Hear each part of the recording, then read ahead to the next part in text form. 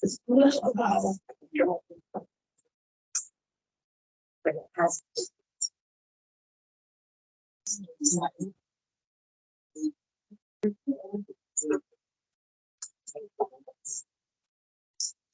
Right, thank you. Good morning, everybody.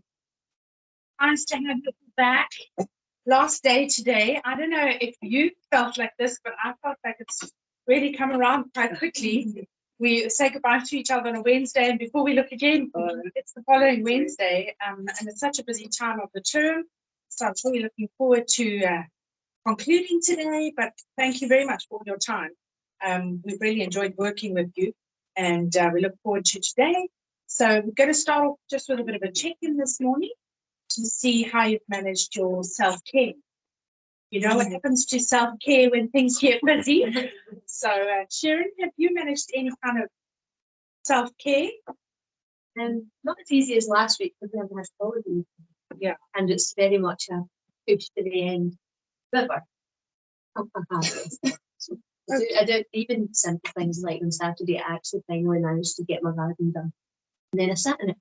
So I don't like to sit in it when it's a mess. I got it all done, then I sat and enjoyed it. So, and I've just been doing that at the end of each day for the wedding concerns. And you spoke last week about how important it was to get a job done. I like that. And then relax. So I do quite like to put a line in the end. So every day when I go out and garden, it's nice. So it just makes you feel a bit better. Yeah, really satisfying and relaxing. So yeah. I do feel I still have, although I know it's going to be busy the next few weeks, but equally I think you can push through when you know at the end. I know you don't get those nice holidays, but we do. So that's nice to look forward to. Jennifer?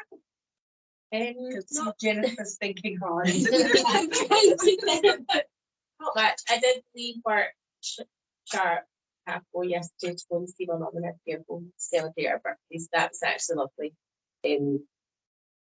Spend a year with her before she kicked us out, so it's time over. And I've basically seen enough. So yeah, it's been really busy. Apart from that, I've not really managed anything. Chill out, but this weekend's got no plans. I'm not making any plans. So clean my house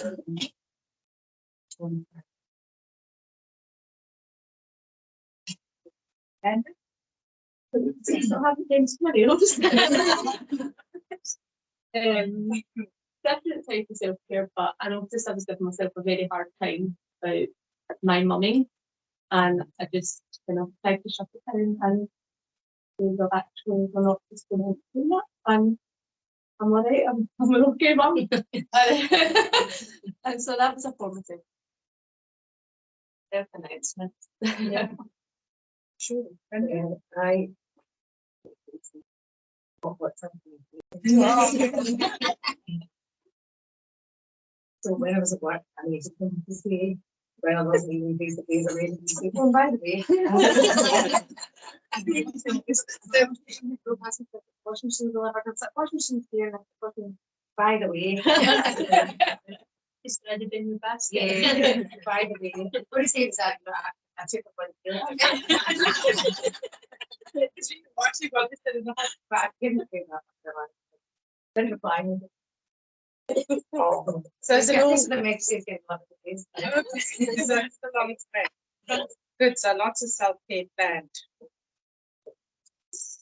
Sitting in the hot tub. Julia? So I felt like Sharon did have the same amount of time. Like but I couldn't get it. I love the thing.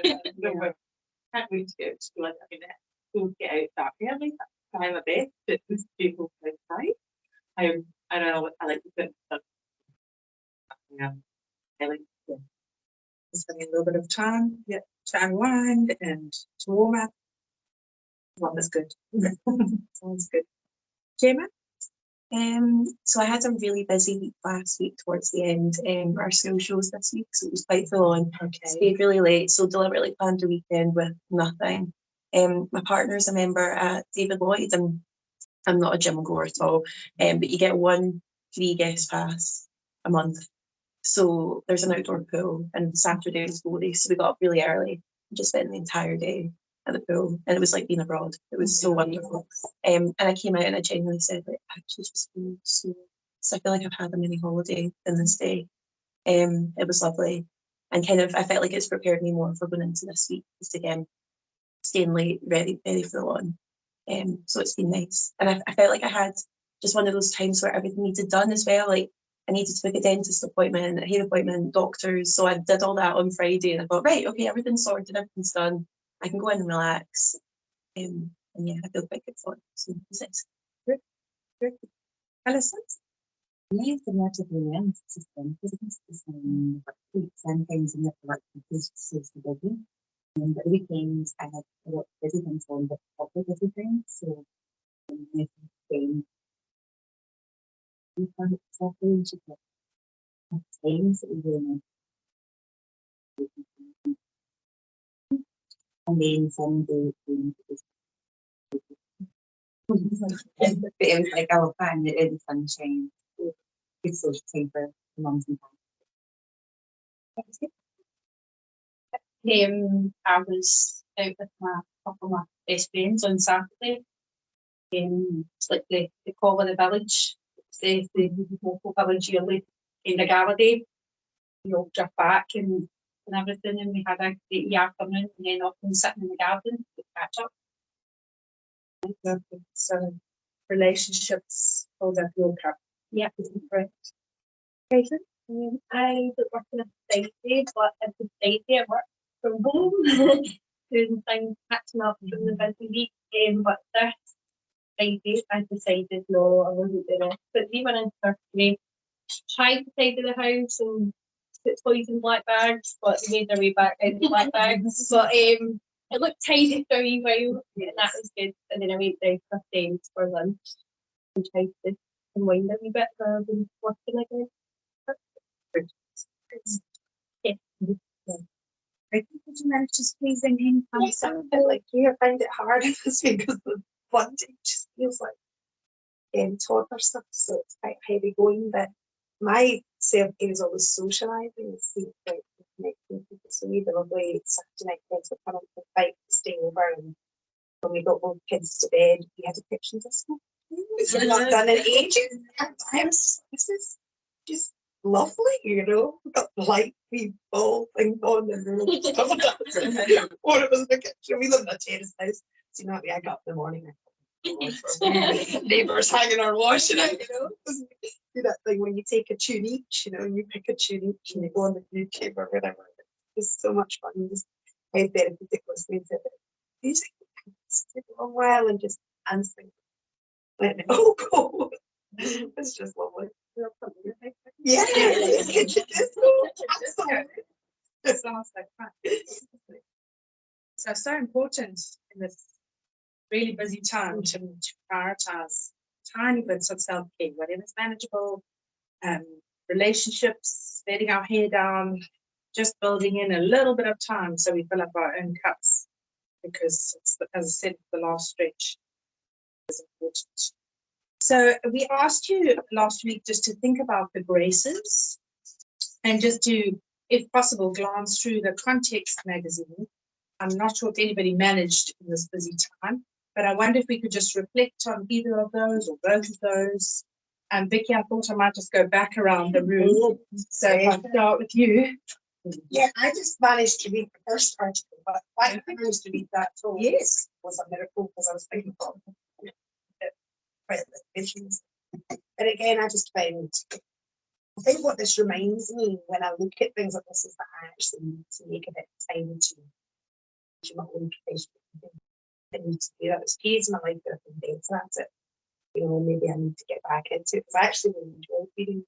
But I've got a couple of books as well on this. And I bought one myself. I must read it. It just sits there.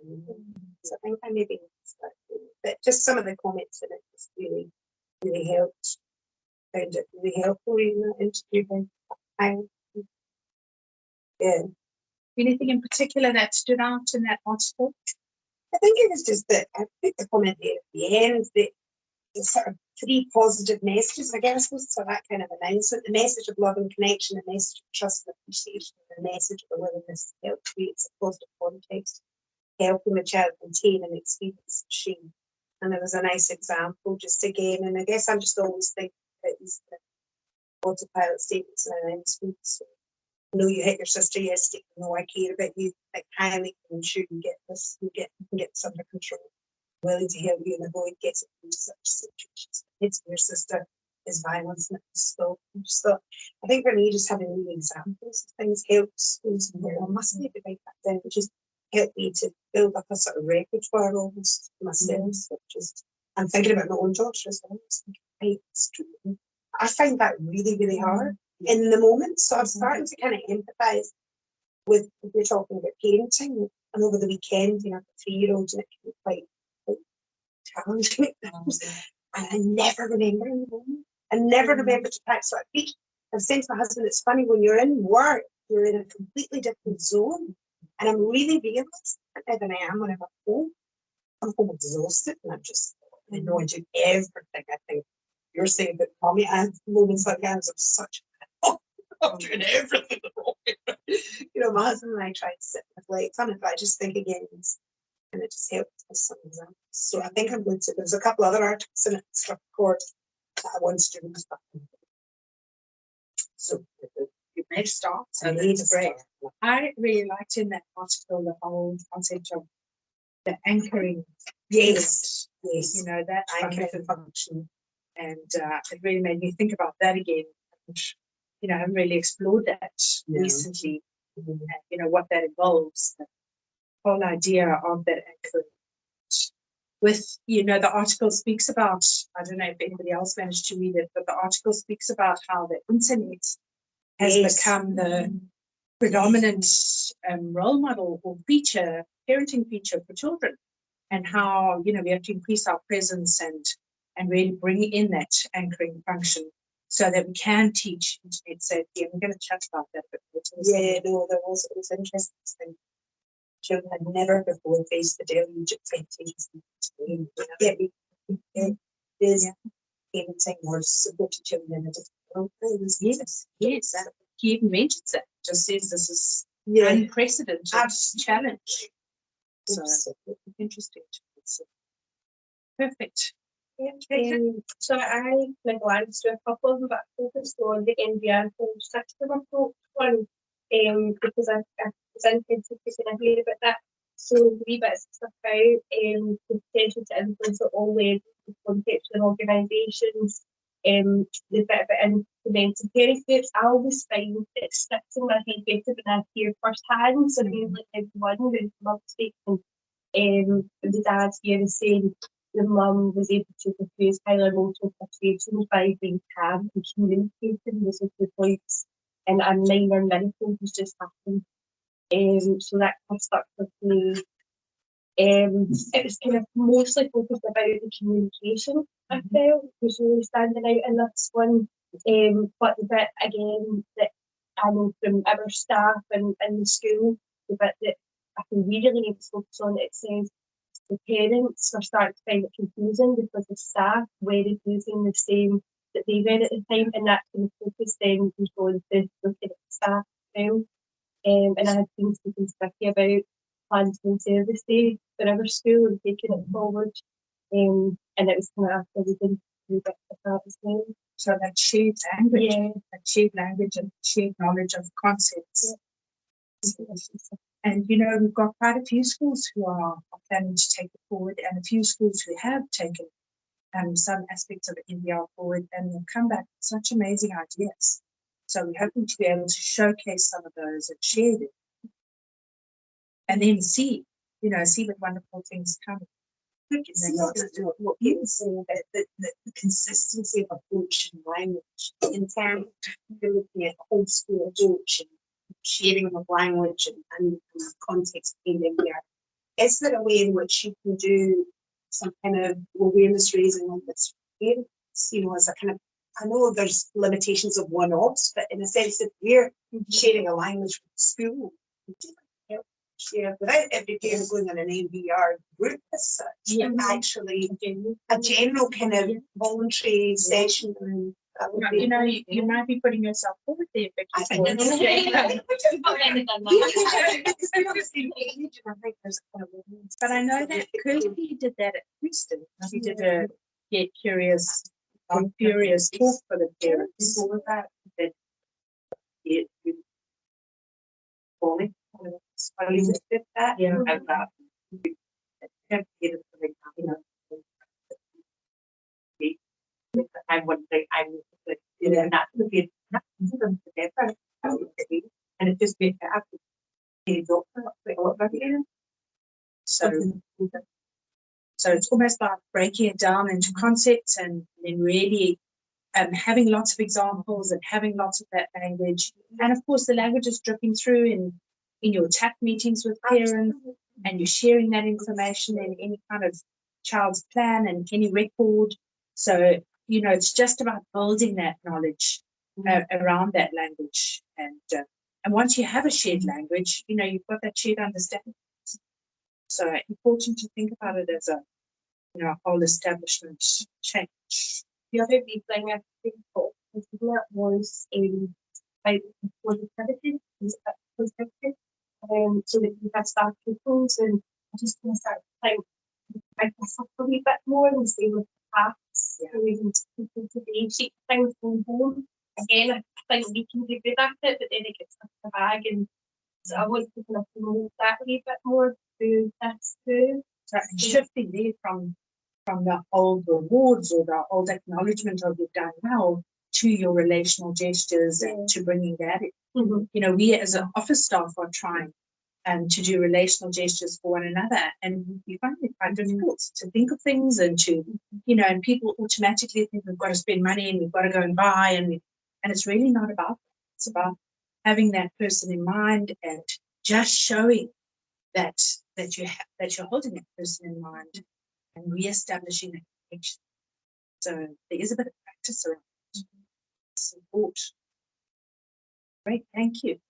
Any kind of reflections? I read a few of the articles.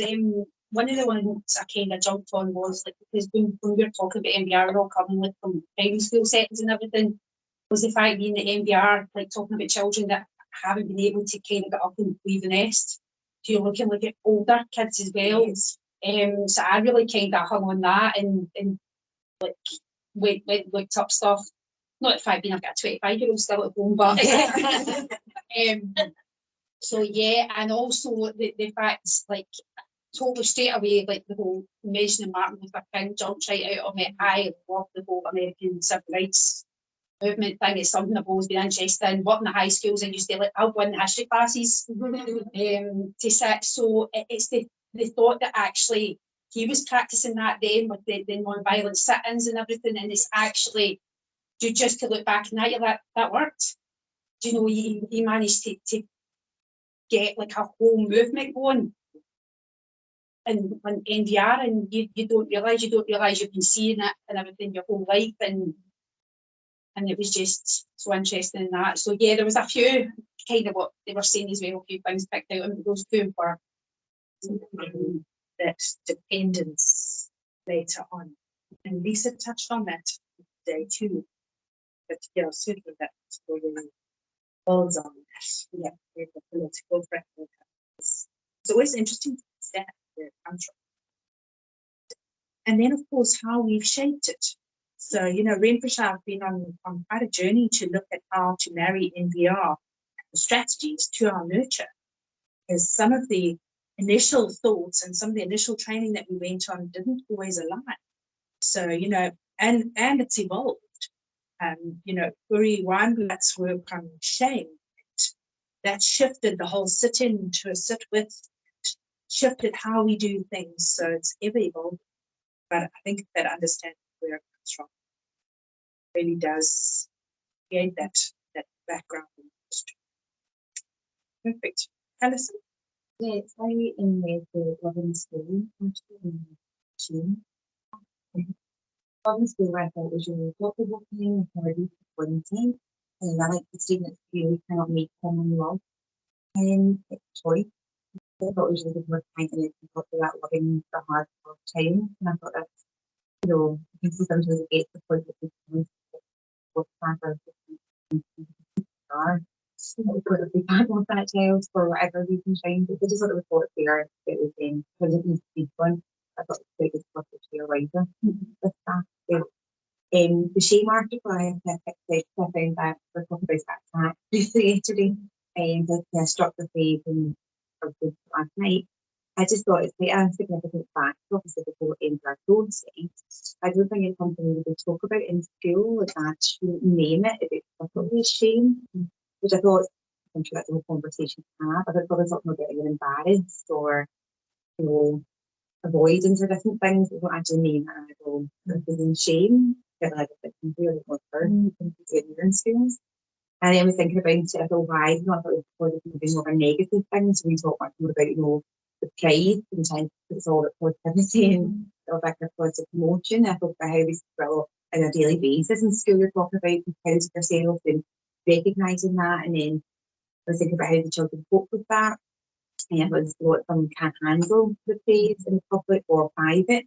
And we've got two basically children from Glasgow in our city, and they cannot handle praise at all, like public, private, anything. And it's really difficult because like people's natural thing to do is like, oh well done, and like thumbs up, and automatically that's like into World War III, and nobody's doing it out of badness, but it's really hard to go against his natural way of saying well done. And I think I was really looking for ideas of how to anyone do this and how should we kind of start to, is it just continually try and build it up? Is there any other techniques we have used to work on that kind of developing the pride? And then I kind of wondered about parents and their role in the idea of shaming. And I thought, I think sometimes you're maybe talking to a parent, some parents wouldn't see it as them being like shaming their child for something. They think that they're well teaching right and wrong type ways. I thought then I was getting myself into a positive language. Yes, with what we're thinking. Lots to consider. Yeah, I wasn't really sure. I thought it was getting interesting. Yes. I was just going to say it was in the whole school implementation, there's a section on when praise is a problem that talks more about specifically how we can manage that in schools and what it looks like. That's something that you could look at. No, there's definitely that. And as for the kind of like, I think a little bit of shame is about, I suppose it's about getting that balance right. And for some kids, it's kind of, there's not enough of the other stuff, and then so the shame is just repeated, especially if they've got into a negative cycle where they are getting into a lot of trouble. It's when it's getting that connection correction kind of thing right. I think for me that's what I've taken. And I think that article really frames it in terms of it's impossible to avoid, and it does have some positive influence as long as there's a relationship to back it up. I was thinking become too complicated. Some things are too left to I think should never do it again. But and there is an element of it. As a terrier child, don't do something or shame them. Not shame, I know it's very extreme as well, but you do also want to have a learning curve on it. It's kind of, as you say, around the whole scaffolding, it's the negative and continually impacting on this word to kind of take that away from what we talked about, taking that away from the internal working model of the child, so that actually I'm saying, I still love you, you're still a good person, just to make it fit. So the shame is around the behaviour rather than them as a person. It's so interesting to consider parents' share. I see that share. It's already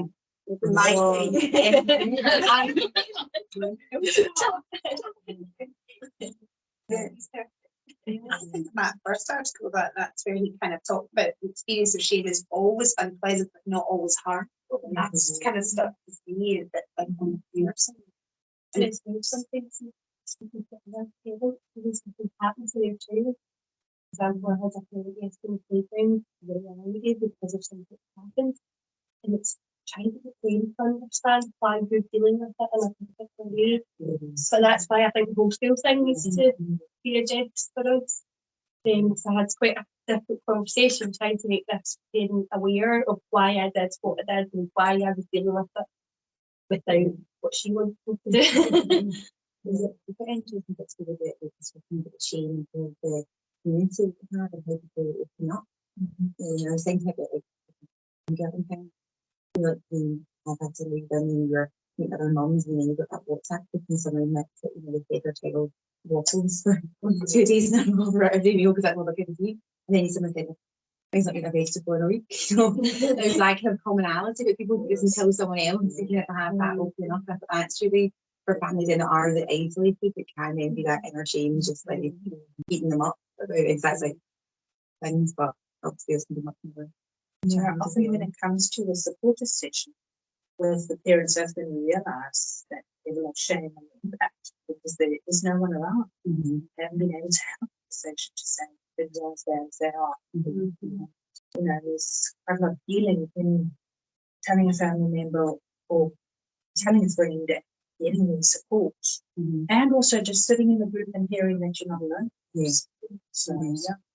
It's just linking that to what we're going to talk about in a little while, thinking about the internet and social media thing. There's all that research that, you know, everybody wants to present their best self, but particularly on social media, it's like everybody only presents their highlights. And because there's something you scroll, I don't know if that's what the concept is.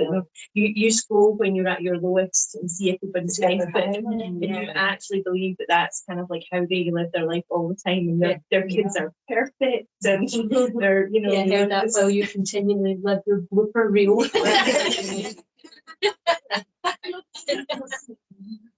That whole feeling of shame. I think that, you know, not being perfect because everybody else is supposed to do it, and I can't. You do see some like mommy bloggers that were now with like this is the Instagram reality. Yeah, like like it's the picture of the tidy and it's like a garden. It's like everyone else a toddler childhood thing is coming. So you go to take that picture and you're squeeze out stand against that one bit of wall.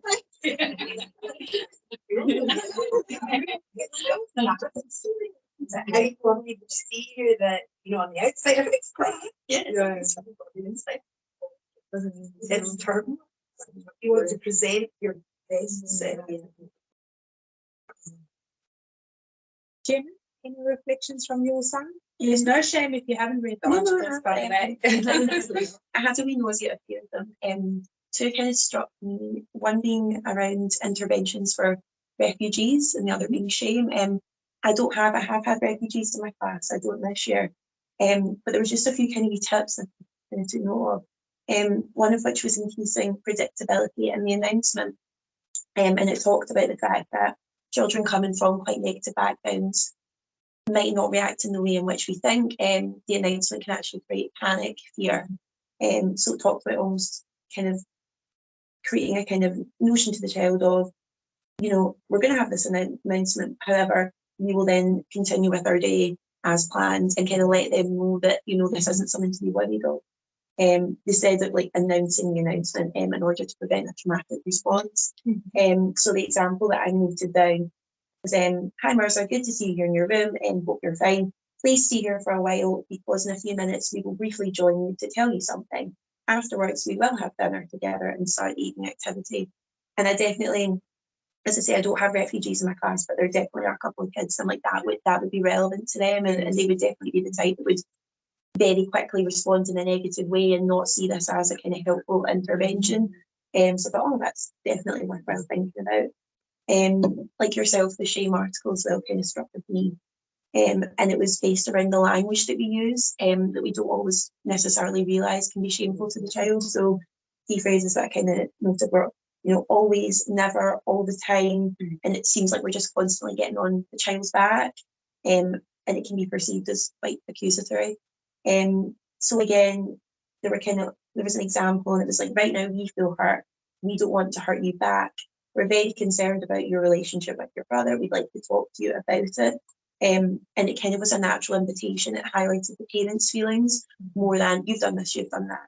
And I just really liked it as an example and a kind of way that we could communicate as a staff about how to deal with these situations. Again, like what you've kind of mentioned, like greater consistency. So, like new tips, quite like that. And it gave me a kind of foundation to work from, which I really appreciate. It's good. One of the answers I read the whole kind of parenting change. It really got me thinking about how my mother, you know, sort of told authority and, you know, how in the past children were smart and now they're not smart. So that was kind of controlling some behaviours in the past when it was seemed to work at the time. But now parents are frightened to do that, and it's not acceptable. And now we have children that are displaying these behaviours frequently. It's obviously telling us all something. We've just got to think how the actual role of the parent has changed, and the influence of the internet and the parent not being that authoritative, that knowledgeable person who would my mum will know or my dad will know, they'll know the answer to that. But actually children are even bypassing their parents, because their parents are glued on the internet, and the parents people out and they'll get the answer anyway from a screen that knows that person. But it's just life, it's the modern day life, and that's what really struck me about the world that we live in now. Has just changed so much. And yes, we are learning, and yes, we are learning to be better parents, better teachers, better members of society. But on the other side of life that is doing the reverse, and we manage that just got me. So about that anchoring function of the parent, about even though there are all these challenges, how do we increase our parental presence? What does that presence look like? But yeah, I think it's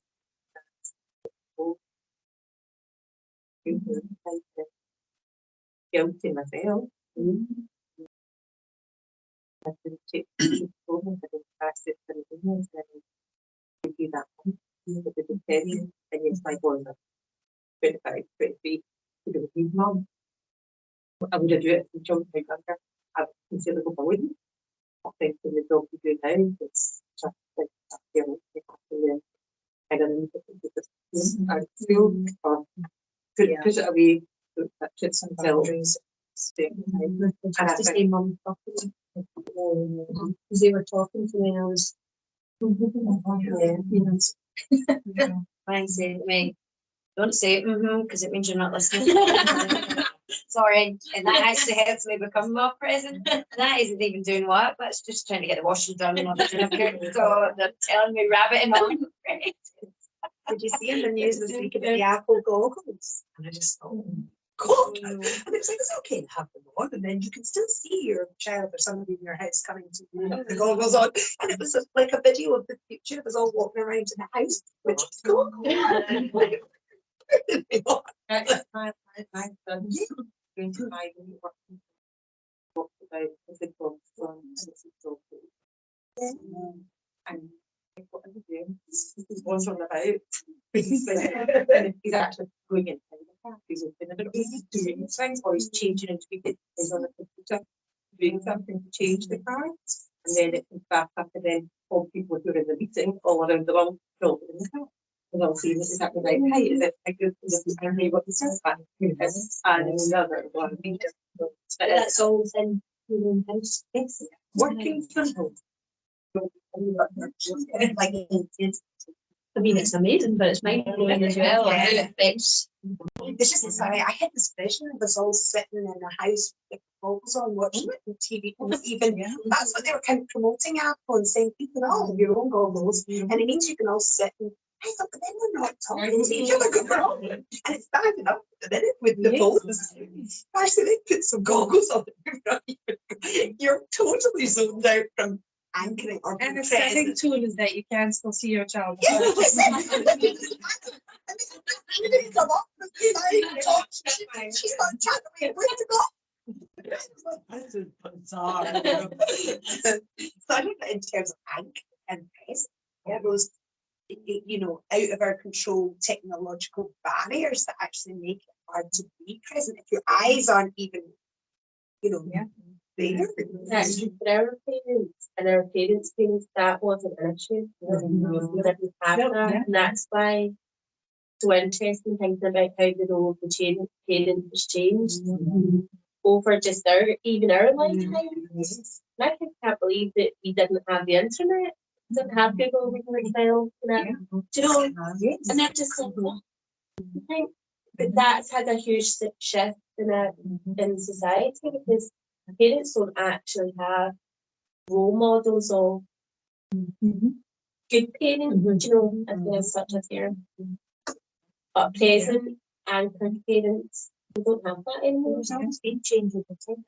more gradual. It seems like it's been such a short piece of time, such a rapid change. Even how the families are and how not fractured, but how distant each of them are. I remember being around my aunties, my mum's cousins, you know, the wider family.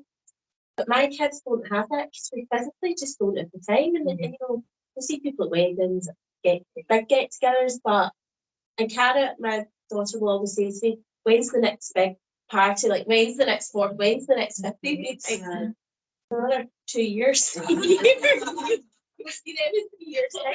That's just, yeah.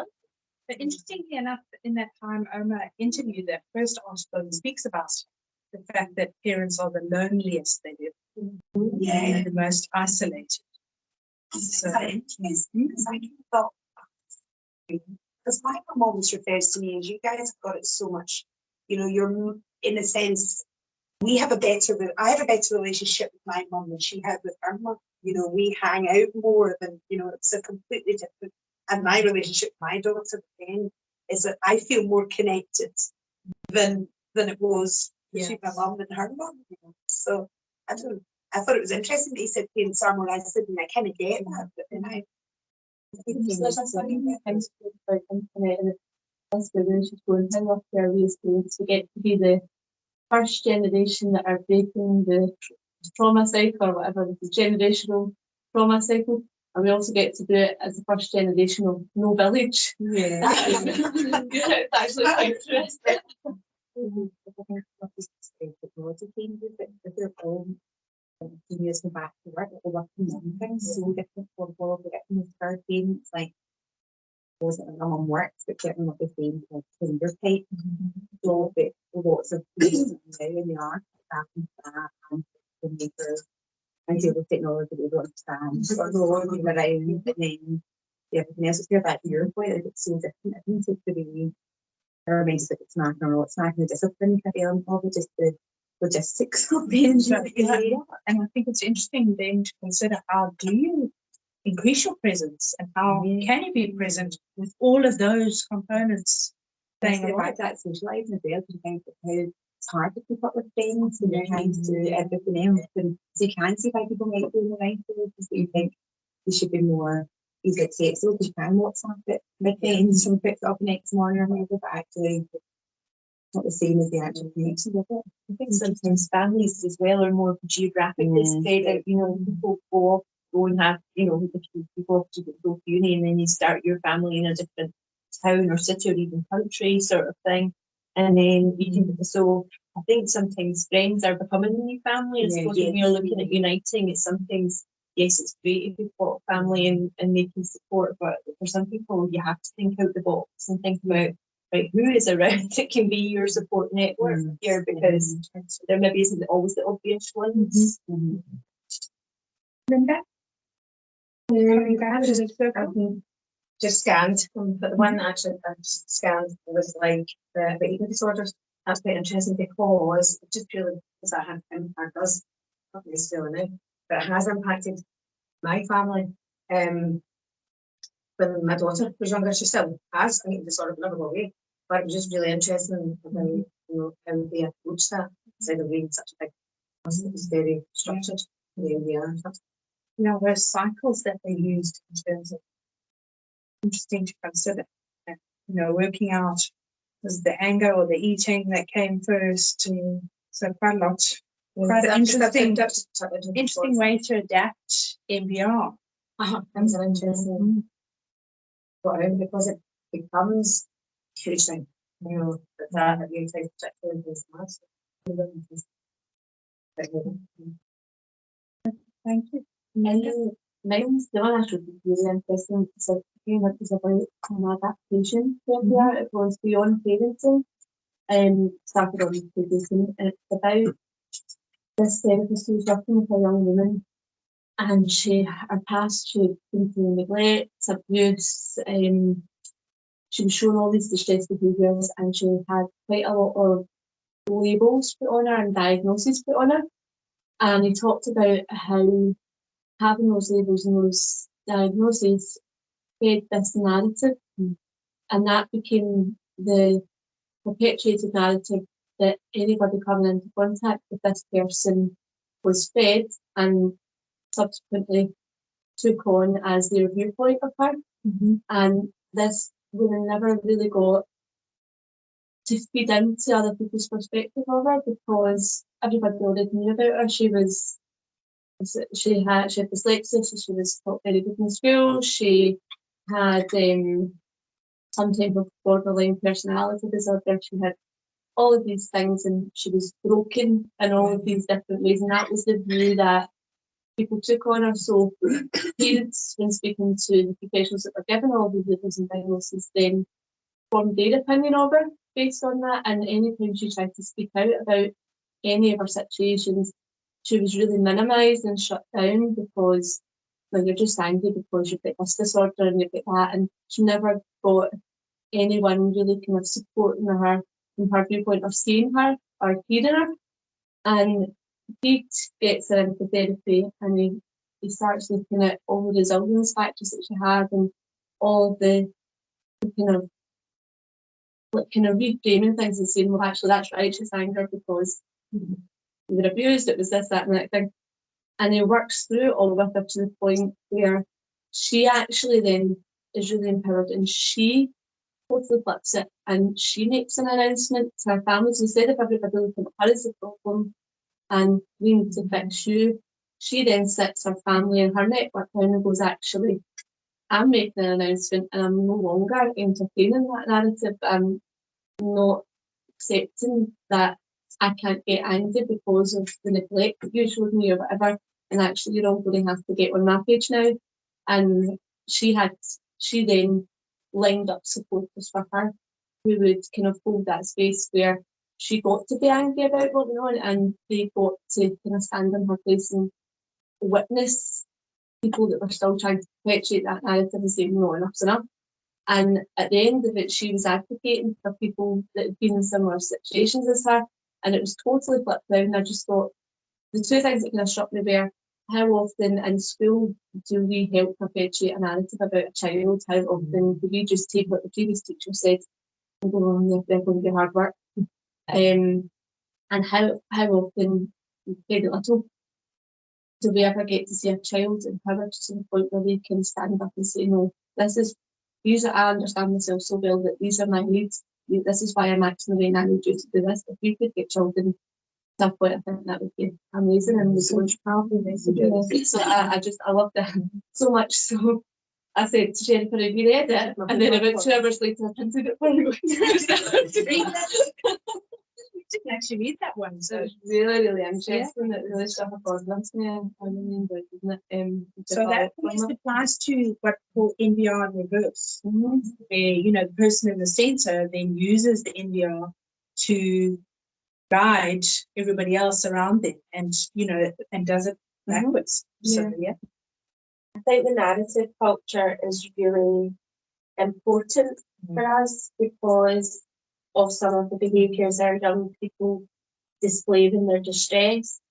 And they are key. When Amanda came out, she was so pumped about it. I was like, I've got to read that. But actually, and it was to say, it flagged up the children that are on a class list and you slide it over and they go, oh, don't know how I'm going to get on with that. Or they'll chat to you through the year about this, or it's just offences. And there's a key children that we have that have a narrative that's now not relevant. It's not accurate. It's not accurate. They've changed through that. They've changed, they've developed, they've grown. But that narrative is still there in staff's head. It sticks with them. And that really struck me about the labels that are placed on children and how they then kind of aspire to be those things and display and live up to the label. It really struck a chord because we had so many conversations. There's one in particular, there's been one people this year who at the start of the year, we were really upset and angry quite a lot of the time because we could see that there was a viewpoint held about the child that wasn't accurate and it was coming historically it was from what had been passed on and what the expectations before we even met the child was. And we found it really hard because we've been through the journey with them, so we know more about them and got a better relationship than they did at the start of the year. But we just felt that we could see this wee person and they were just saying all these words to do with how he behaves. And he was living up to that because of the lack of effort put into building that relationship at a very basic level, because we're too busy looking at all the labels and the potential and what had gone in the past and what he was doing and what he was showing them right there, because he was so unsecure in that relationship. It was really, I think that was the one that struck, because I did glance over the rest of them, but that was the one that struck with him. And the choose love and coffee for all of the SMT. Think about it. It's a lovely message talked by Laura Beveridge, and Kate's these adult Scotland, and she brings on her files onto the stage. You know, and she said she requested her paperwork and all that was written about her, and she see that, even just seeing her bring it on this pile of stuff. And she said, if you see what's written about me, and that followed me through my life. She's a very successful adult now, but she's advocating, there's a lot of work happening. It's so powerful. It really does make you think about what story is built up about certain young people over the years, and then as an adult, being able to request your files, then absolutely making subject access requests. See, I think certainly people are professionals have to complete an insurance plan. It's taken me a full day, a night, and another morning. But rightly so, because particularly all the documentation on graphic policy and the chronologies really struck me. Because I filled a child's file out, he's only P5. The chronologies like that, but none of it's actually about him. No. It's about his situation and his parents' situation and the support that's been put in to support them. Not a lot of it wasn't actually relevant to him and his needs. So I kind of archived all of that and then put in what's actually relevant to him. It's interesting. Sisters, I was like things. I knew some of her check protection, but it was like we have to. It was double. So it's like each child had those 6 double the large files. I remember just being like, and lots of it was, and just it was the same thing, but it was insane. And one of them was a minute too. And I was like, she's already got 2 double wee larges. I was like, what should we have? Okay, should we like, I think I got into like, I thought like insane. And then you're just going through like, how can it be things about do all this? You do think how see that? What's fast as the professionals. I was thinking classification when you were talking as well last night. We were sitting trying to work out classes for next year. Extremely difficult and training for office. But the conversations around the table, and we were just being honest with each other, but this comment like, oh no, they couldn't go together in primary 1. No, they're a P5 now. So do you know, you were going, well, they're over there, and actually when the teacher said, no, they play out in the playgrounds. So why are we still holding on to what happened in primary 1? And but loads of things about that people were bringing, not in a bad way, but just trying to think of the best situations for children. Teaching very, very traditional. He likes to know the key features of what he needs to know, and then he likes to make his own. And I said, I like the blank. That's how he puts it. I like to make my own judgments. I don't need you to tell me how you found it. Obviously, there's key features of how to handle certain situations. He's like, no, so it's a very delicate balance, like everything in here, between the enhanced transition, good transition, and putting a judgment into somebody else's head. We had that basically the opposite. I had a something training in seconds. There was something high school we were talking about back in primary 1 with the second year. And she's thought it was really insane. She's like, almost like faculty. It was a party sort. And I was like, oh no.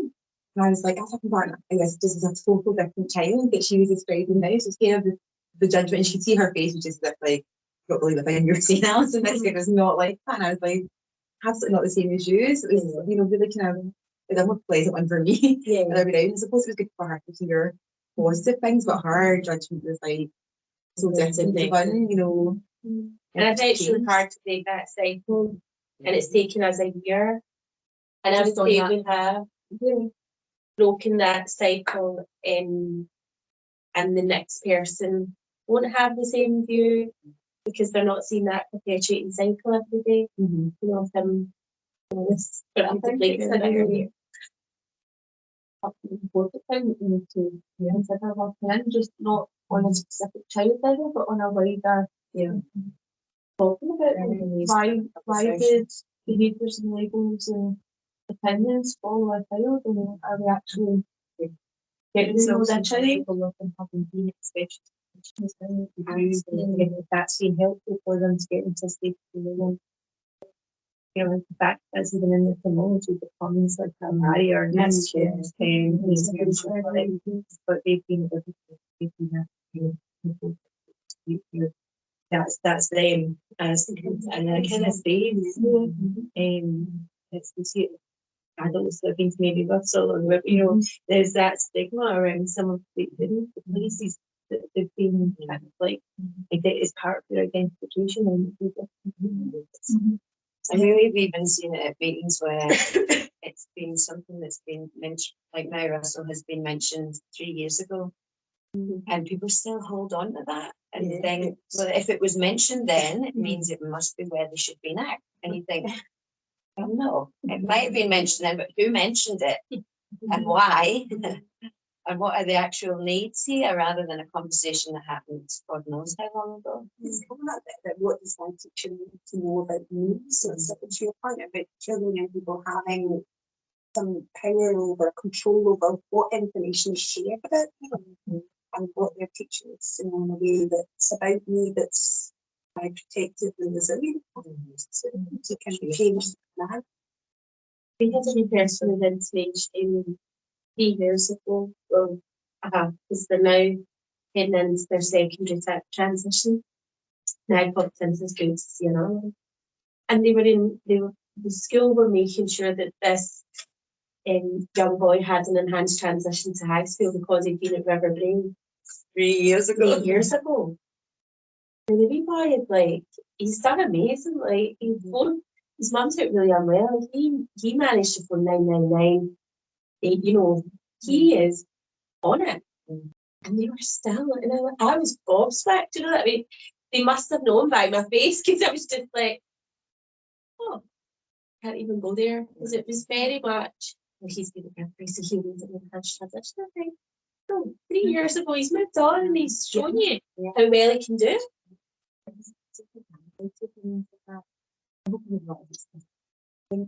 was a conversation I had with before. Maybe if there's housing, we should be doing some hearings. If certainly wasn't, I would like to just get the can't go back and get it. Not. It's because I felt that we weren't using that way. We aren't. We can't. We're not meeting our child's needs. Such distress. They had so much trauma, and it was my point where there must be someone better. There must be someone who are better than here. And she was really blunt and was like, "No, you're the best place." And I was then really defeated and like, good God, what sort of system we live in if we're the best of what? Like, I'm not saying I'm saying like, there's no hope for anybody. Like, this is the best I've got. Like, they're awful. And it wasn't, you know, like the staff were everybody's trying their absolute best for them, but that was how I genuinely felt. Like, what? It was just like, no, I like the relationships and things are doing. But it really took me a long time to kind of process through, okay. So it was not because I thought, get them to River Bay or get them to Ford Bank. It was genuinely like, they're the specialists. They can do so much better than we can try and do here. And you know, that was like shows how much the relationship actually is. I know, it really does. But I think that was, so I think there's maybe people having that kind of say, you just like pack. There are people who probably are like pack their bags and get rid. I think there's a lot of people who it's genuinely like, it's not the one red, they're just like, there must be something better. You're not good enough for them. Like, not because I'm not trying, not because I'm doing everything in their possible power, but they're just like, you're not the best. But I think there's also, because I'll never forget going into a nursery where there was a wee one with quite significant autism. And by the time I got there, River Bray had been out, done an observation, nothing had happened, nothing had changed, and they were just on their knees basically, and the key worker, we were talking, and I can't remember what I said exactly, but the key worker just went, So I was like, sorry, have I said something to upset you?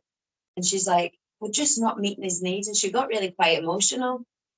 So I had a chat with her afterwards. It was basically like that. She felt as though there must have been somewhere better for him to be because they just weren't coping because he was showing quite dysregulated behaviour, etc., etc. So I said, well, we need to give strategies a time to have an impact. We can't say there's only been this amount of time. Anyway, I went in and did some VEG work with her, with the key worker and this wee guy. And it was outstanding the impact that this had. She was able to slow down because she was just constantly feeling like she was reacting. She wasn't getting a chance to respond. She felt like she was always reacting to situations. So when I was able to show her video clips of where this wee boy actually was trying to interact with her and was making all these signals that she just hadn't been able to pick up on because of the busyness of the environment, she was like, oh my God, cannot actually believe he is trying to interact with me and that actually I am doing something right. And he stayed in that nursery placement right up until, in fact, he went into mainstream in February. I'm not sure where he is now. But for them, it was life-changing because this key worker then felt more confident.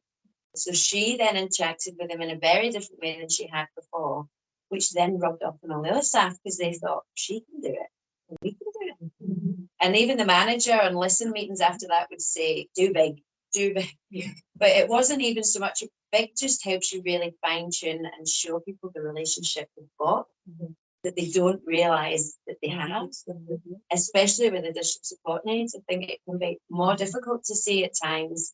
But for me, I just thought that was so satisfying, that piece of work I did, because you really saw the impact for everybody involved. A lot of important discussions this morning. I know. Last but not least, any reflections? I feel as if I'm rewinding slightly because, like you mentioned, I did start to read some of the articles and completed it all, but the thing that jumped out to me was the thing about the internet taking over and the power of the parents' influence. Because I've thought a lot about this recently because I'm now a grandparent. And I genuinely look and go, I'm glad I'm not bringing up my kids now. I'm doing that old-fashioned thing. But then I thought, well, I've got grandkids, you know, and I watch my daughter who is a teacher, so it's not that she doesn't know what to do with kids, but she has her own, I keep saying to her, don't do mum guilt, just don't do it, you know, what everybody does, you know. But I watch her having to do even differently what she's 29, so it's different from even what I did. Don't judge. But I was quite of the old school, even me, and obviously my mum was. So she's having to do differently. And I was just wondering if that was a way of, used to be that if there was a parenting group in the school, for example, like Triple P or something like that, it was always like, oh, I'm so embarrassed, I'm the bad parent going to that. I just wish all this knowledge that I feel as if I now have from here, the way my head is going is how can I get this A to staff and B to parents in a way that's not judgmental. I just wonder if the two things to latch on to are A, the difference now in technology and B, COVID and what that has coming out of that has made differences in how people are too afraid to handle children in a certain way. And I think people would just love things. Because I enjoyed the first article. It was about the actual theory behind it and, you know, the all the stuff about Martin Luther King and all that. Just a thing that they know, this is something I can actually run with, but it's how to get it out there.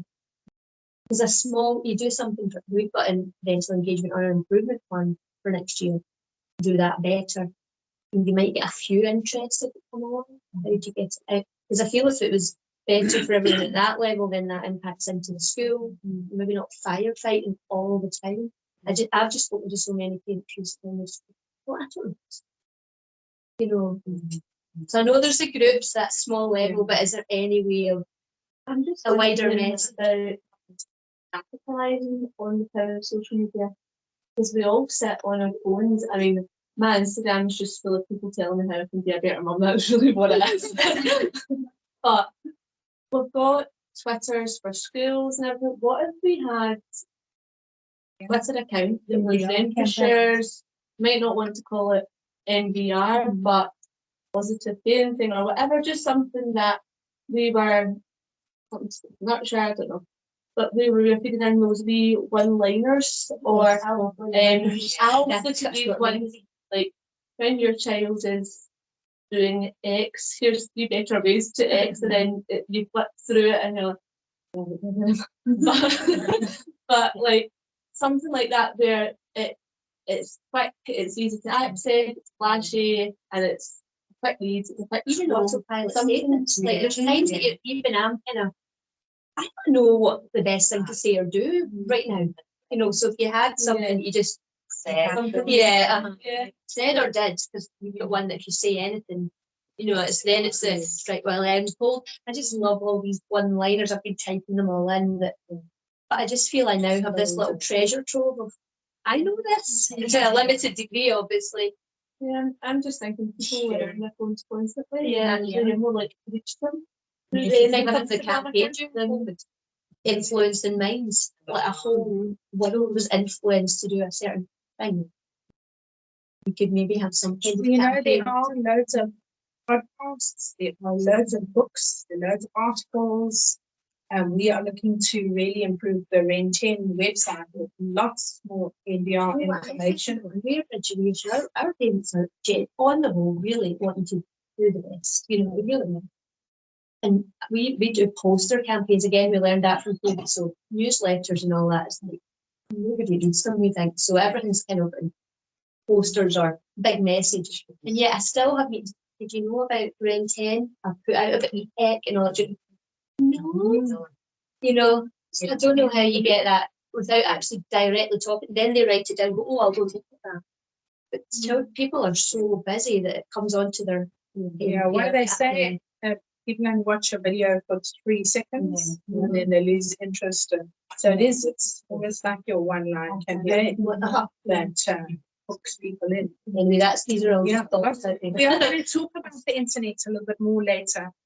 Just to let you know that Fiona's been called to a meeting, but she'll be joining us during the morning. So she is around. But today we're going to talk about NVR and risky behaviors.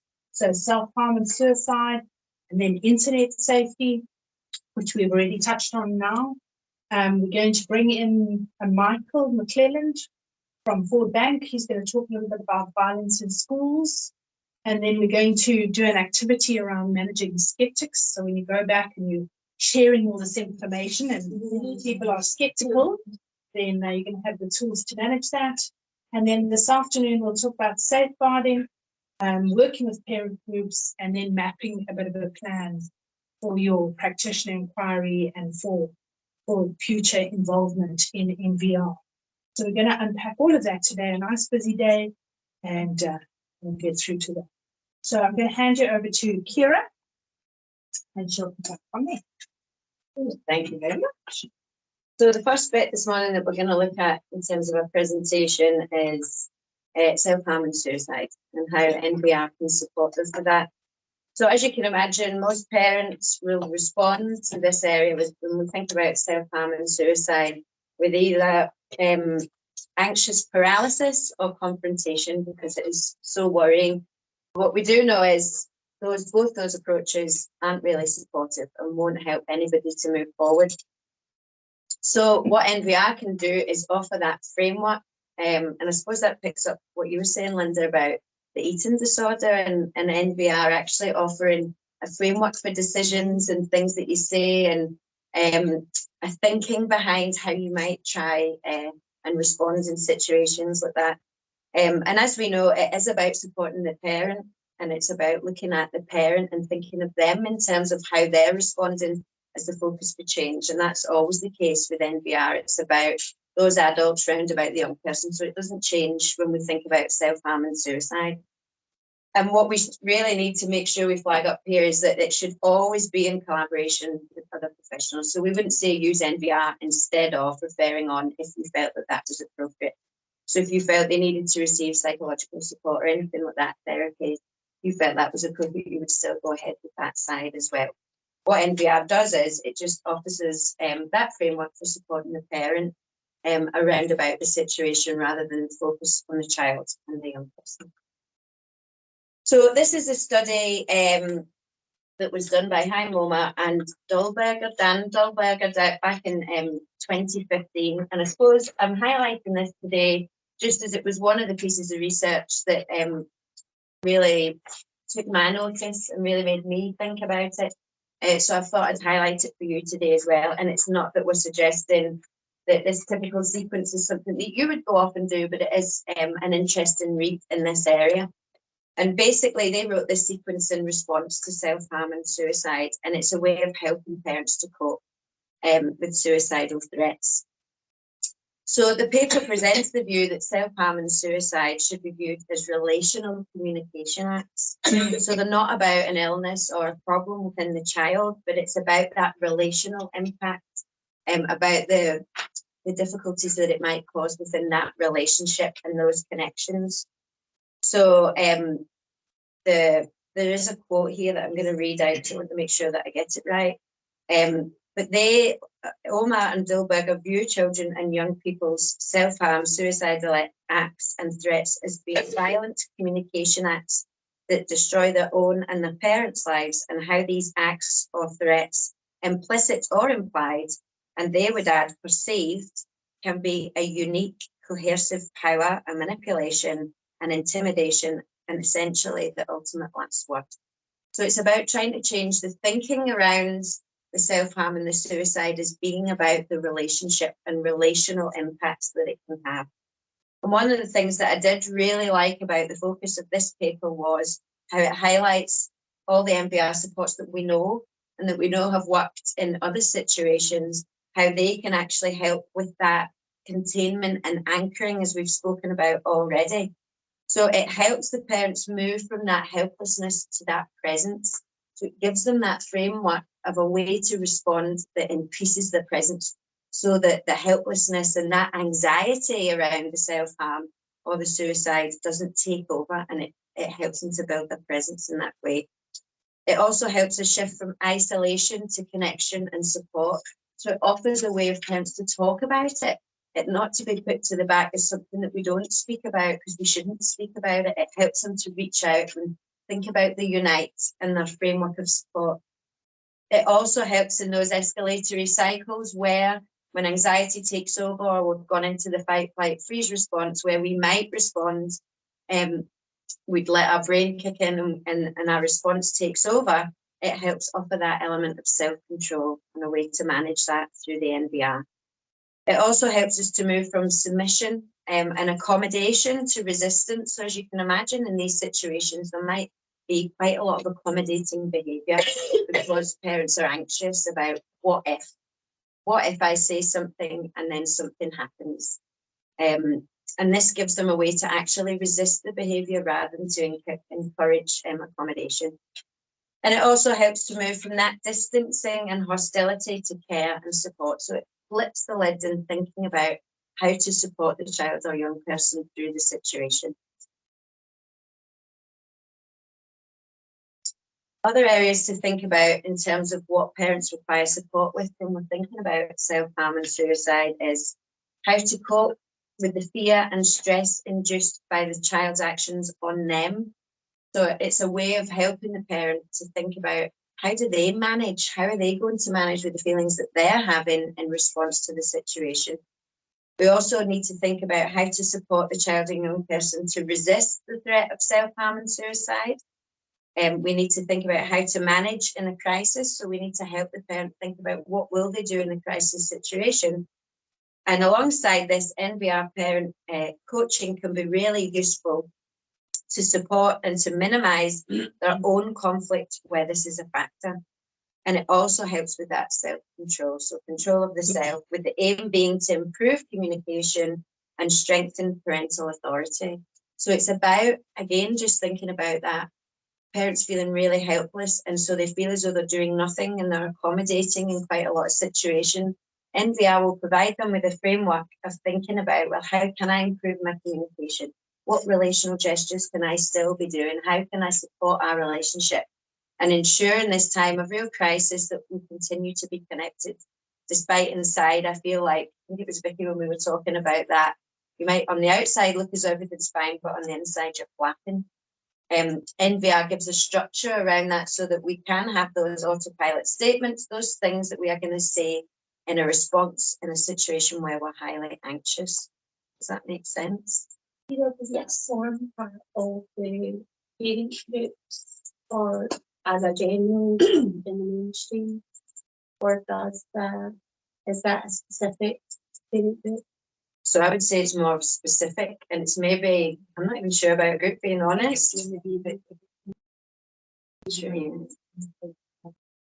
mean, it's the same kind of strategies. It's all about connection. You know, if you think about if any of you have done a CIS training or the other one that I can't remember the name. It's all about kind of like keeping that connection, not allowing that isolation, and kind of like keeping that link to whatever it is that's important to them, and not letting fear kind of like make you back off too much. You keep having to have that relationship and stuff.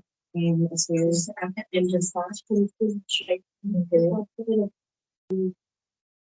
And so that the access, she says to me, what do I do with it? What do I do? Is it that you do kind of, I've had obviously been through it with my son, and you do get those two responses. He's just paralysed with, oh my God, I don't want to use this tech. Anyways, this isn't just it's the thing that, but then you go into a wee panic and have a total like meltdown. My God, why do you want to do this yourself? Yeah, and like she's like, swing between the two of them, and she does like the whole bit. I just thought Yeah, I mean, what I'm thinking is, and correct me if I'm wrong, it's maybe something that you would talk through with her. Yeah. And use there's some more slides coming up that have some real strategies, I suppose, that you can use and you could speak to her about. Just to support her. So some of the issues that surround, as you can imagine, self-harm and suicide that we think about is the idea of blame. So parents might blame each other, they might blame themselves, or they might blame other professionals for not doing enough around about the situation. There's also those feelings of hopelessness and helplessness that I mentioned, so concern about the child going too far and the potential for the child to end their life. And this can lead the parents to act out of fear, as Lisa mentioned. They do things that maybe they don't even want to do, but they're too scared to do anything differently. It also leads to those frightened parental behaviours and victim narratives, so where parents feel that they're controlled by what they can actually say or what they can actually do by what the child is saying to them. So in all situations, parents may under or overreact to try to avoid stress. They might give in or they might accommodate behaviours. So parents often do react to suicidal threats ineffectively by panicking, responding aggressively, dismissing the threats, or remaining passive. And there's all sorts of research around those areas. And these reactions have several negative impacts. So panic reactions often increase arousal and discontrol. Reacting to the perceived aggression by lashing back or giving in can escalate the interaction, or remaining passive, ignoring or minimizing the threats leave the child feeling more alone or unsupported. So they're ineffective, and they actually typify relational patterns that have been linked to the suicidal risk. So again, it's about trying to use the NVR approach. If we think about all our strategies, like our de-escalation, our relational gestures, all those things that we do in the early stages of NVR would still be as an appropriate support in this instance as well. It's about rebuilding that connection, that you can possibly have more conversations when you're striking while the iron's cold, the situation where everybody's in the green zone, thinking about how do I remain in the green zone. So self-care would be hugely important to ensure that the parent isn't letting their feelings take over, which you can totally understand would. But I just like the idea of the NVR framework, offering that framework that helps you to make decisions. I think that really stuck out for me. I think it's really just having that I've got something makes you feel less helpless. It's like control. It may not fix it, but at least you've got a bit of a plan as a parent.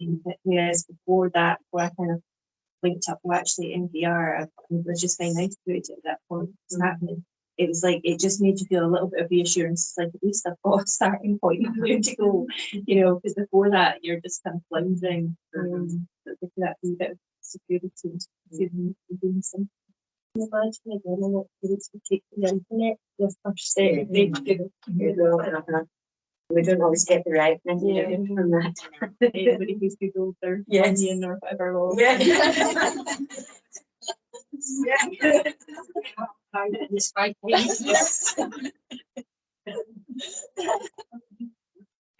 And so we're back to shame. We've had quite a lot of conversations this morning about shame. I really enjoyed our reflections this morning.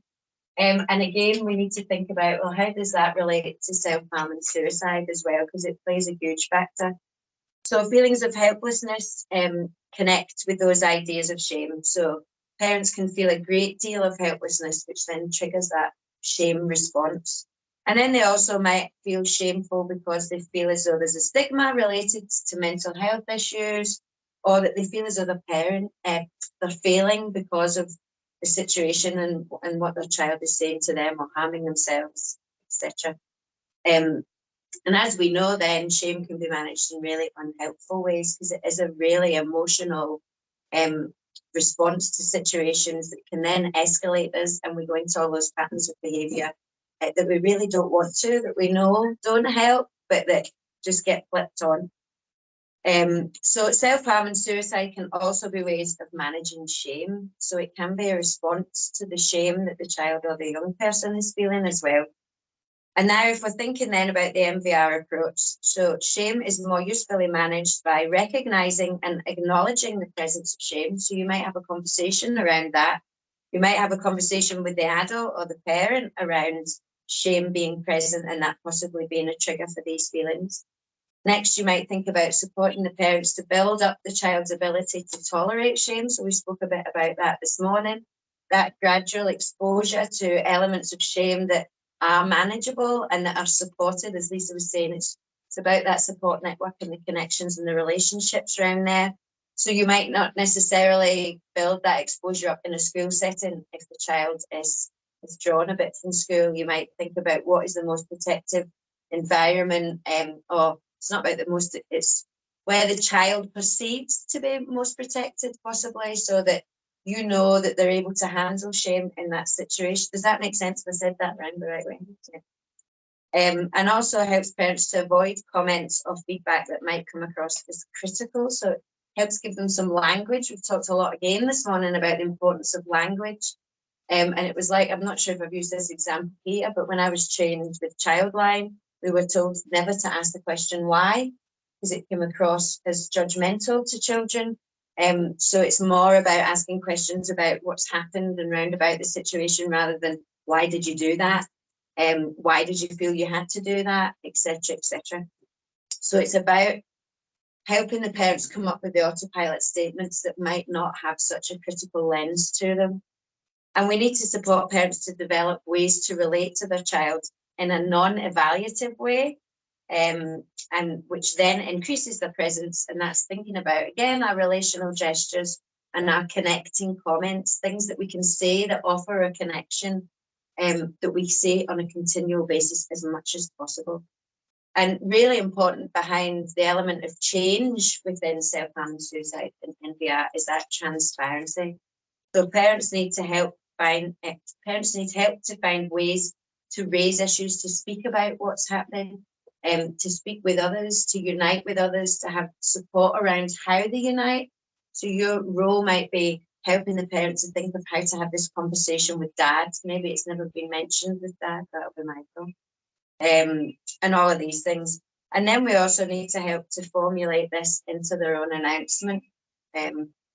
Yes, please, if you wouldn't mind. There's somebody there. I'm not sure. There's my phone.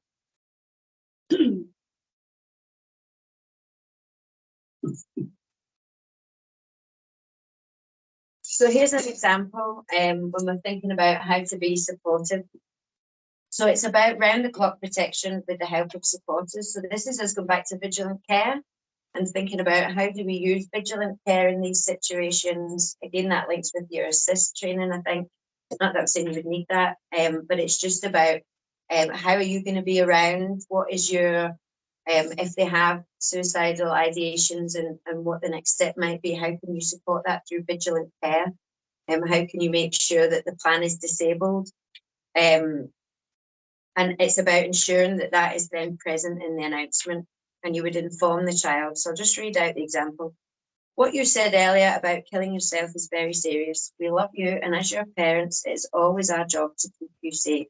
We will do anything we can to make sure you do not get hurt, even from yourself. We have decided that we must supervise you to make sure nothing bad happens to you. We will watch you for 24 hours, so this is a vigilant care, and then decide how to proceed, because we need to keep you absolutely safe. We will get help from relatives and friends who care about you, and that's the Unite, and will help us protect you. For the next 24 hours, you will not be alone. This is not a punishment, and you should definitely tell us if you think about suicide, so that we can help you to stay safe and get better.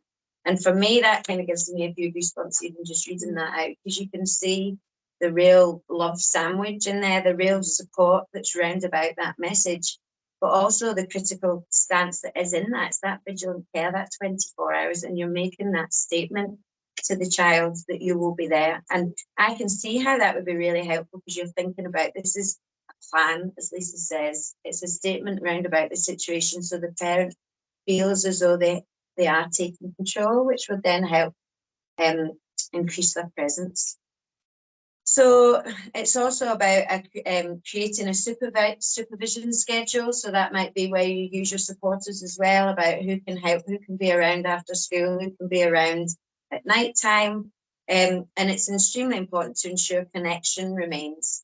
So we can use relational gestures to maintain that unconditional positive regard, to ensure that the strain isn't then put on the parent-child relationship, because we want to make sure that stays as strong as possible, so that that connection is there. And when the supervision is complete, parents and professionals decide if they can go home and return to usual functioning, if that's safe enough. Sometimes it's necessary to take children to a place of safety, and parents must maintain that loving, caring, supportive stance.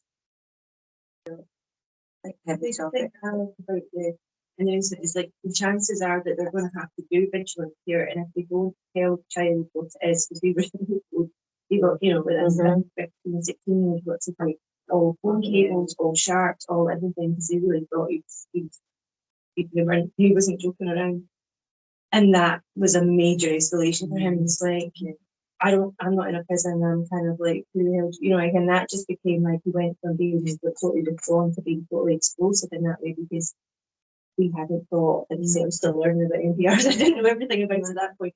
We hadn't really thought about how to kind of present the fact that, yes, he was being shadowed now. We couldn't miss the fact that everybody was kind of like watching him all the time. And so just kind of presenting that as a way that this is not something that we're doing as a punishment, or, you know, we're doing it because we care. Yeah. And so it's important to kind of find a way to communicate. Isn't it? One of our parents, the advice that we give, take the communities, That was the advice on Childline as well.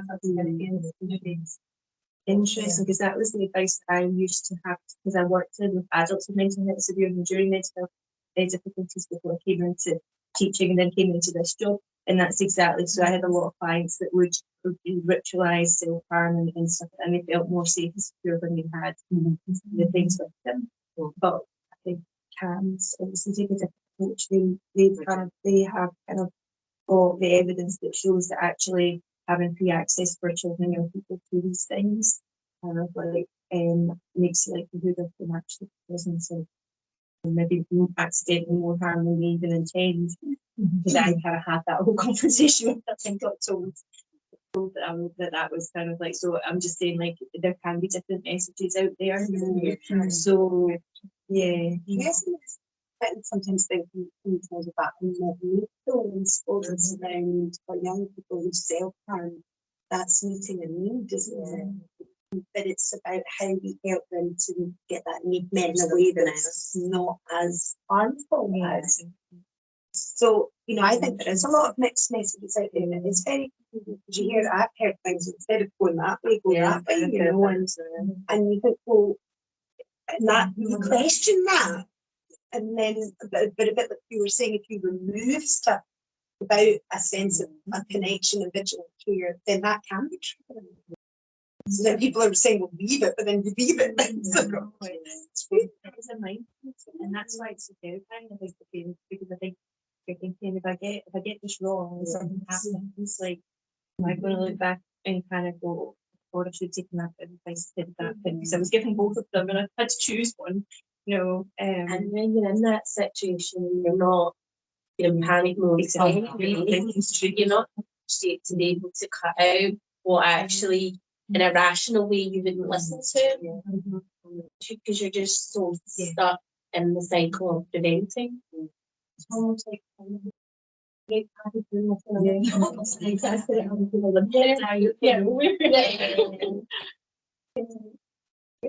Everything we have been, I think during COVID, when people are maybe children were used to eating, like in CDs, whatever, the days, like, I don't know, living more myself, and we have children who would do that. And I would say there's something different ways, and they've not got any plan, they've not got any sort of what they just said it, and they don't understand the impact of what they're saying. They say lots of things that they've prepared before. I think it's a bit hard at times, like, who am I to say what is a flippant time, or who it is to say actually they are being that out. The same with some parents, like some parents would say, they've said this one thing, they've not done any other sort of signs that they're going to do anything, but they're then like, oh my goodness, you need to help me do what should I do? And yeah, I just wonder, is there any kind of advice on what to do, or we just meant to use our judgment and give it best? We just have a change the system in the next state, and it's as a bit of discussion. Right, About as a plan in place that we're going through, there is a checklist of things. Right, okay. We should be looking session. Yeah, we want to file. Some people want to bring us to. And I suppose it's about having a framework or a plan behind you, Yeah. so that you're not in the situation thinking, oh my God, what if this is real? Or what if I perceive it as not real and it is real, and all of that. If you had a mechanism with that, where you had staff trained, it would be helpful.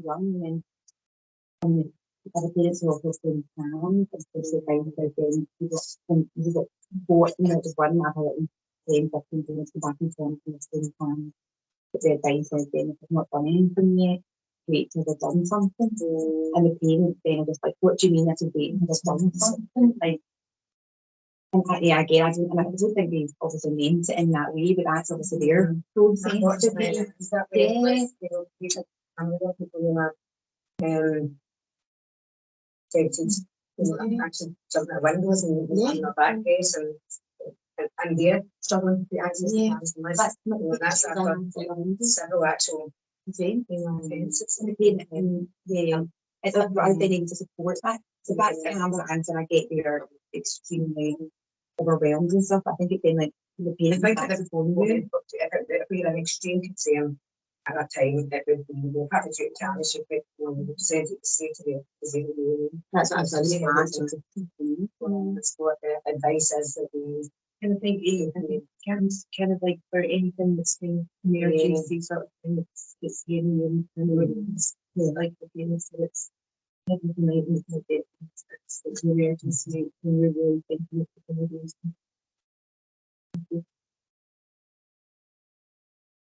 And I think, I suppose, it just brings me back to thinking about that paper and how they said that it's about relational communication acts. So when there are statements like that are being used in school, is it about the relationship?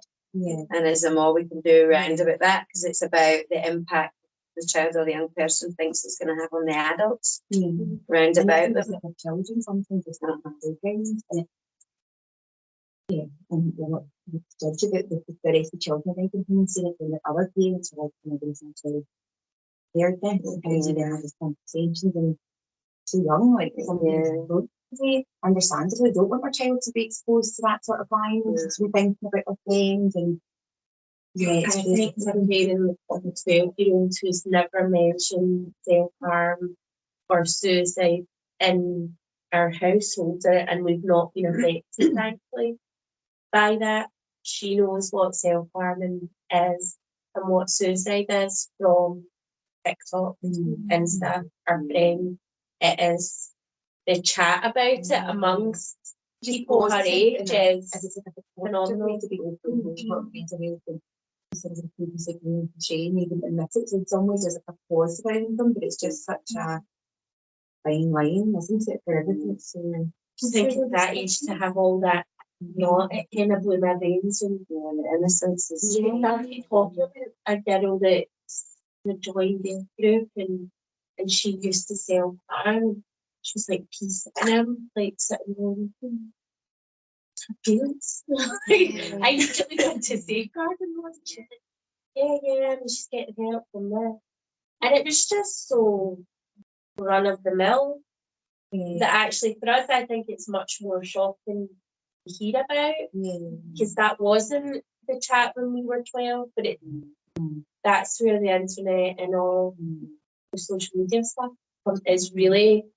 that actually brings the being the child who was in primary 27, and so she was surviving, she was farming. It was actually her best friend and supporting the, so never mind supporting that, but it was how to support the best friends and was exposed to all this and fighting explicitly the best friend's mum. Because that mum was just like, what I do? She was worried obviously about Jane, but 100% about her own daughter, what she'd been exposed to and how worried she was all the time about texting, she would have her hand text back, all these sorts of things. I find that quite like, that was years ago, so the death and assisted thing, it's not uncommon. No, definitely not uncommon. It's not uncommon to have a number of some things there are groups. There are groups and people do it as a group. Failing with that as well.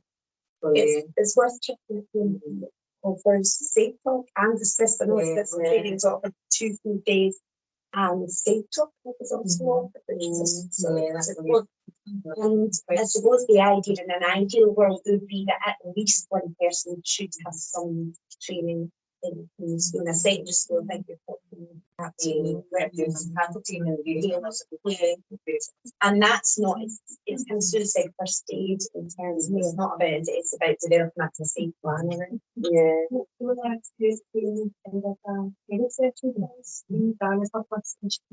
Learning, and she did it with the staff first and kind of said this is what I'm going to be talking about.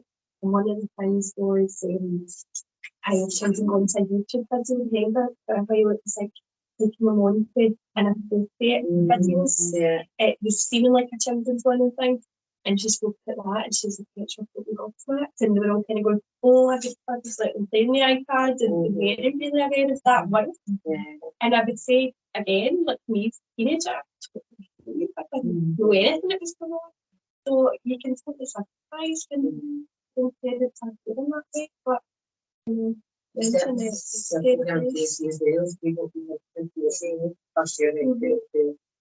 A lot of amazing opinion about particular strategies and views of it, right? So just give yourself a great form. That's good. It's a nice one to sit at the stage.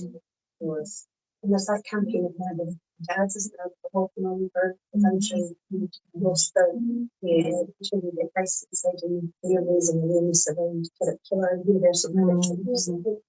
So I'm feeling hard to, I know it's in this bit.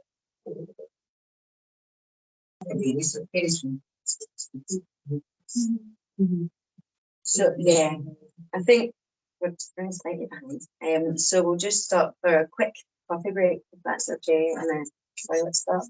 So 10 minutes. So 15:15, that's okay.